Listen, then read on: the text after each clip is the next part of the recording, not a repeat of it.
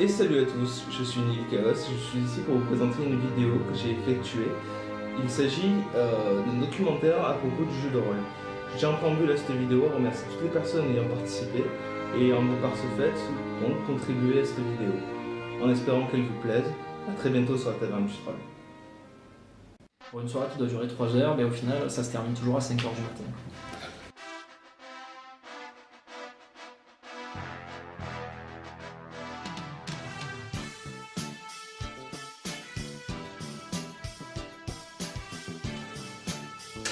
J'ai toujours rêvé de faire du jeu de rôle et j'ai pu, grâce donc à Anthony, en faire depuis avril-mai, quelque chose comme ça.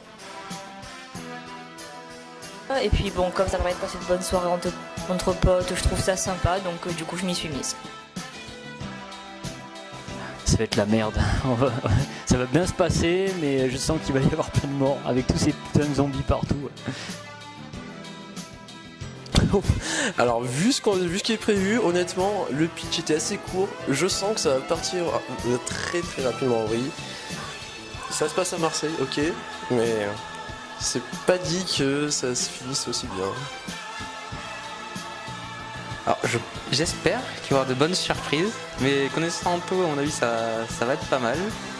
Et je pense qu'il y aura quelques morts à mon avis ce soir. Je pense qu'on va prendre cher. Ça va vite dégénérer, je pense. Il va y avoir c'est un peu le calme avant la tempête quand on commence, à tous les coups, je suis convaincu. Et ça va très vite partir en vrille et ça promet d'avoir pas mal de rebondissements parce que les zombies, ça...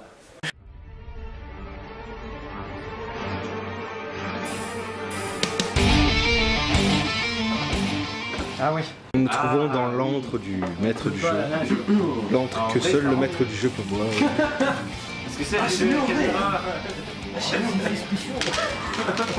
Te sens-tu caché? Complètement. Tu vois ce que c'est ça? Non, je lance ça. Ça va marcher. Ah, j'ai pris tout ce qui était top secret. En retrait. Au moment où tu t'avances vers la vitre, tu es complètement stupéfait de ce que tu vois. Tu as une vue directe au loin sur la bonne mer qui est complètement explosée. Donc, tu comprends aisément, tu fais le rapport entre ce qui a été entendu de Tolkien et ça. L'avion est parti s'écraser contre la mer. Je comprends pas ce qui se passe, pourquoi il et tout. Toi, tu lui dis ce que tu viens de voir, quoi, parce que le mec il est arrivé quand même un peu loin, il a vu la salle, je comprends pas. Qu'est-ce qui s'est passé exactement? Je sais pas. Il a essayé de sauver une des personnes qui était apparemment tombée de l'avion qui s'est crashé. Ouais, très bien, il est toujours en train de le toucher là. Et la personne s'est relevée, apparemment elle a mordu. Il le met en position de sécurité, il essaie de voir ce qui se passe. Il déclate, monsieur, est-ce que vous m'entendez? Serrez-moi la main. Ça comprend. Zombie. Je vous l'avais dit, la prophétie. La prophétie.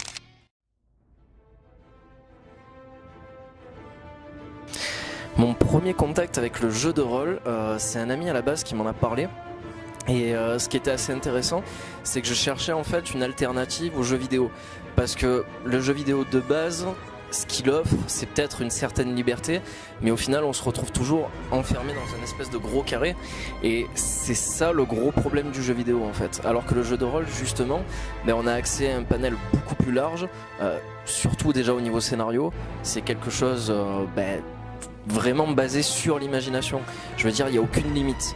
On peut partir vraiment dans des délires, tout et rien quoi, donc c'est juste inimaginable quoi. Alors mon premier jeu de rôle, ça a été Conan. Donc c'est un ami qui m'en a parlé à la base. M'a dit ouais, on organise des jeux de rôle et tout. Pourquoi tu viendrais pas? En plus moi j'avais toujours voulu faire ça à la base. J'ai dit bon écoute, franchement ça tombe bien, j'ai envie d'essayer, pourquoi pas. Et je suis arrivé, je savais pas réellement ce que c'était, comment il fallait procéder ou quoi. Je savais que ça se faisait avec une feuille de papier, il fallait calculer des trucs et tout, mais j'avais pas idée de ce que ça représentait, exactement quoi. Et je suis tombé dans une soirée déjà très cool. C'est vraiment une soirée entre potes, on mange, on boit, on discute tranquille de tout de rien. Et puis voilà, après quand on a affaire au maître du jeu qui se trouve en face, là par contre ça change complètement la donne et on se retrouve vraiment dans une histoire où on va s'investir quoi qu'il en soit. Voilà, même si on ne sait pas jouer, qu'on ne connaît pas les règles, quelque part on s'investit parce qu'on a envie de participer déjà de 1 à l'histoire, on a envie de faire évoluer notre personnage et on a envie de lui donner vie. Et du coup, quand on m'a présenté Conan, moi qui connaissais déjà Conan, un peu l'univers avec les films, je suis tombé complètement amoureux du jeu de rôle parce qu'en plus le MJ pour ma première partie m'avait donné accès à plus de facilité à certaines choses, m'avait accordé beaucoup plus d'action que ce que j'aurais dû avoir, mais c'était super sympa. Je me rappelle, j'avais fait un reptilien, donc bon, un peu comme dans le film de Conan, une sorte de personnage reptile qui peut se transformer soit en humain soit reprendre sa forme de base. Et je me rappelle, on était tombé dans le désert, on avait eu affaire à une espèce de gros serpent qui sortait du sable. Donc bon, on se fait un énorme combat. Et au final, j'avais trouvé une parade juste à la dernière seconde. J'avais demandé au maître du jeu si justement je connaissais pas la langue des reptiles. Et du coup, je suis arrivé à parler aux reptiles et à m'arranger avec lui. Et après, du coup, il nous a pris sur son dos, il nous a mené à la fin du désert. Donc c'était vraiment excellent comme délire. Et voilà, c'est ça qui fait qu'on a envie de participer. Mais bon, après, c'est au bon vouloir du MJ, comme d'habitude. Alors, comment j'en suis devenu à devenir MJ? Pour la simple et bonne raison que je suis quelqu'un qui, par excellence, aime bien créer. Voilà, en tant que spectateur, c'est très bien quand je ne connais pas, mais au bout d'un moment, même si c'est un petit moment, j'ai envie de faire ce que la personne en face de moi fait aussi. Donc voilà, j'ai envie de m'investir, j'ai envie de faire plaisir aux autres. Voilà, je pense qu'avant tout, c'est ça. J'ai envie de faire découvrir des histoires aux autres.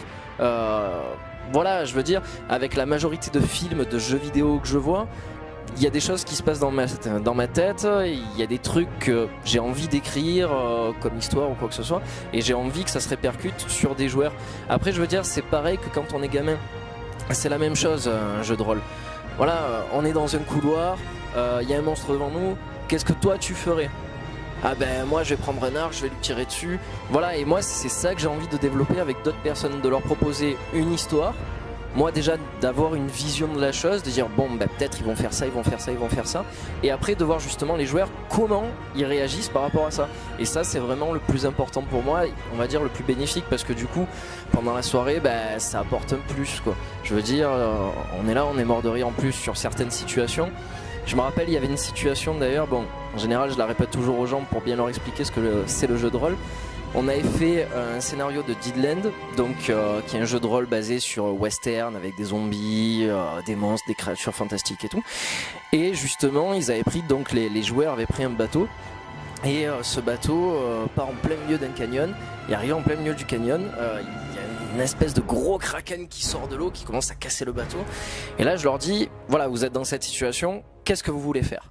Et là, les joueurs commencent à me dire, où c'est qu'on a mis nos armes? Je dis, vous les avez laissées à la cage d'armes. Sur le bateau, on les a récupérées, on les a mis en sécurité. Mais par contre, la porte est fermée. Bon, ok, pas de souci, les joueurs partent jusqu'à la cage d'armes, donc ils sautent par-dessus les tentacules, le bateau commence à être détruit. Pas de problème, ils arrivent de l'autre côté. Arrivés à la cage d'armes, la porte est fermée, ils la défoncent. Arrivent à l'intérieur, ils trouvent leurs armes. Et en plus, ils trouvent des bâtons de dynamite. Ça, c'était mon portable, mais c'est pas un souci, on s'en fout. Ils trouvent, c'était encore mon portable. Ils trouvent donc une caisse de dynamite. Et cette fameuse caisse de dynamite, je suis désolé pour le portable, pour le coup, c'est le direct, c'est pas grave. Donc du coup, ils trouvent la caisse de dynamite. Et là, la question qui se pose, c'est qu'est-ce qu'on en fait de cette dynamite? Un personnage d'un joueur me dit, je la prends et je l'envoie contre le Kraken. Ok, pas de problème, tu la prends, tu l'envoies. Et elle lui fait des dégâts? Non, absolument pas, elle lui fait pas de dégâts. Pour la simple et bonne raison que tu l'as pas allumé, donc en fait, ton dynamite, tu tombes sur la gueule et tombe dans l'eau. Voilà, donc c'est un peu ce genre de situation-là qui est sympathique, mais qui peut être chaotique aussi bien pour les joueurs que pour le MJ.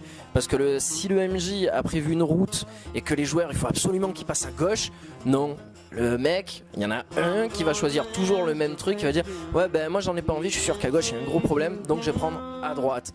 Et là tu dis putain de merde, qu'est-ce que j'ai fait? Et du coup ben on est obligé de suivre en quelque sorte un peu ce que veut le joueur, ou alors de trouver une parade pour lui dire non mais en fait à droite tu peux pas parce que la route est inaccessible et puis il y a des monstres trop level pour toi, tu n'y arriveras sûrement pas, donc il faut absolument que tu prennes à gauche. Je leur dis bon ben ok, ou alors c'est un gros con et il cherche le ouais non c'est pas normal nanana, et là par contre on s'en sort plus et la soirée se passe mal. Mais bon, en général c'est plus une soirée de potes et c'est ça qui est bon. Alors en amont, comment je construis mon scénario? Tout dépend le jeu que j'aborde.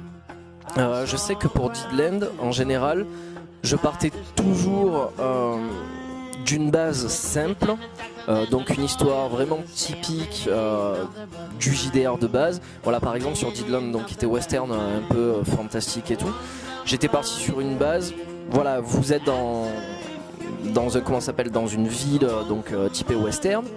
Partant de là, il y a des brigands qui arrivent en plein milieu de la ville, qui vous défient en duel. Ok, pas de souci, vous en occupez. De là, vous croisez un marchand qui vous donne une quête, vous partez avec lui. Et après, au bout d'un moment, il y a toujours un passage où en fait, il va y avoir quelque chose qui va lancer l'aventure. Voilà. Dans un de mes premiers scénarios de Deedland, justement, c'était que les joueurs donc rencontrent le marchand, le protègent parce qu'au final, il se fait attaquer par des bandits. Et après, donc justement, ils apprennent que le marchand doit aller chercher une statuette en or dans une grotte cachée en plein milieu d'une forêt. Mais il se trouve que cette forêt se trouve dans une forêt, je crois que c'était Cheyenne ou un truc comme ça, donc remplie d'indiens. Donc voilà, il se passe pas mal de choses. Et une fois que justement ils arrivaient dans la grotte, le marchand tellement véreux se jetait sur la statuette en or le premier, et en la touchant se transformait en une espèce d'énorme golem en or quoi. Et après donc les joueurs se posaient la question comment on va arriver à le détruire et tout.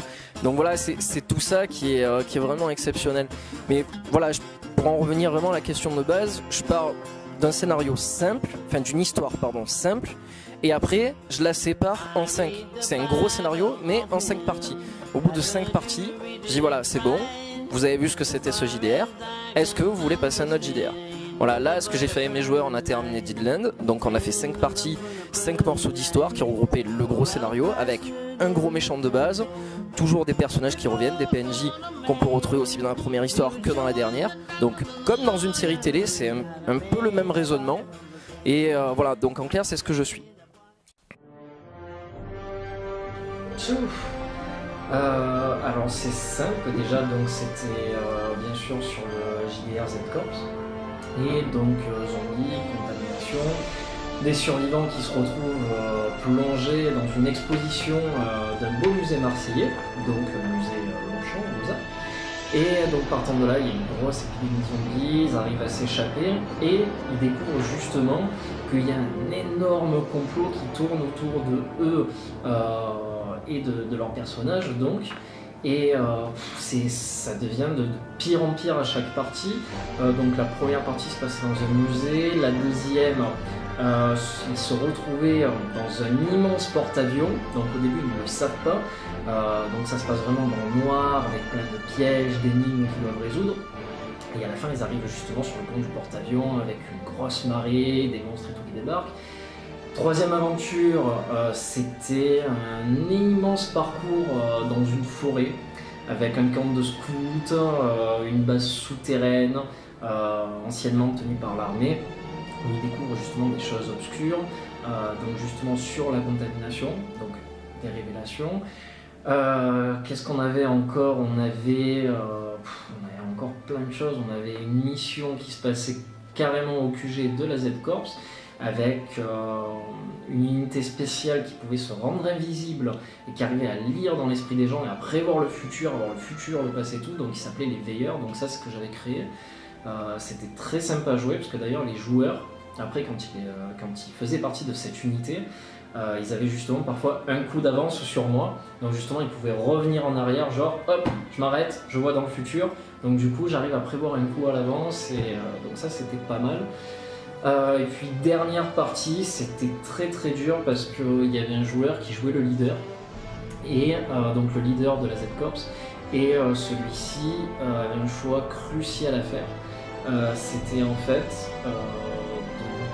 de maintenir en captivité un extraterrestre, parce que oui, j'ai rajouté des extraterrestres après, donc ceux qui sont à l'origine de la confédération. Et soit il le maintenait en captivité dans la base, soit il le relâchait. S'il le relâchait, les aliens venaient les sauver à la fin et ils sauvaient la planète. S'il le gardait en captivité, justement les aliens détruisaient la planète totalement. Enfin bref, il y avait un gros choix comme ça. C'était pas mal. Certains joueurs se sont retournés contre le groupe. Ça aussi, ça pose pas mal de soucis. Ça fait bien tourner la soirée. Et puis bien évidemment, tout ce qui n'est pas écrit, tout ce qui n'est pas prévu, malheureusement le MJ doit faire avec. Et à chaque fois, c'est pas facile pour moi parce que ça demande pas forcément de la concentration, surtout quand on est torché. Parce que ça aussi, il faut le dire, on boit, on mange tout le long de la soirée, donc en plus d'être une soirée où on joue, c'est une soirée où on parle, où on s'amuse. Donc voilà, donc il faut arriver à rester à la fois dans le jeu, à la fois dans les conversations, à la fois discuter avec les potes. Donc c'est pas fastoche, surtout quand ils partent à droite à gauche, et quand nous on prévoit un chemin bien prédéfini, et qu'eux ils disent non mais moi j'ai choisi de faire ça. Ok, c'est sympa, pourquoi pas, et au final, on y part, on essaye de faire un gros détour pour revenir là, et c'est ce qui en général prend toute la soirée, et qui prend 3 fois plus de temps. Pour une soirée qui doit durer 3 heures, au final, ça se termine toujours à 5 heures du matin.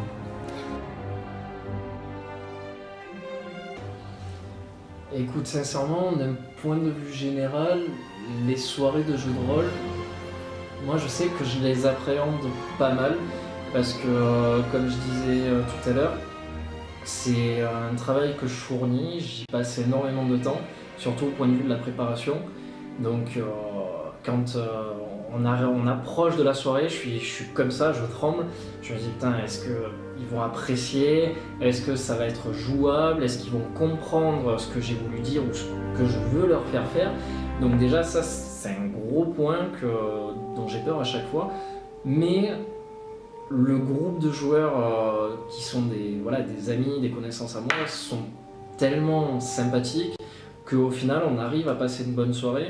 Et même s'il y a des choses qui ne sont pas forcément compréhensibles, eux justement essayent, posent des questions, moi je leur réponds, et au final on arrive à passer vraiment un bon moment tous ensemble en fait. Donc ça c'est vachement intéressant. Au final je me sens jamais délaissé quoi. Même on pourrait croire que le MJ c'est juste un mec qui écrit le scénario et qui blabla toute la soirée, qui joue pas. Au final je trouve que c'est le MJ qui joue 3 fois plus que les joueurs eux-mêmes.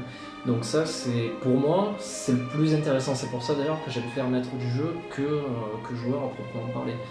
Parce que on a déjà au point de vue créativité, merde quoi, t'es Dieu, tu fais ce que tu veux quoi. C'est ça qui est bon quoi. C'est un pouvoir immense quoi.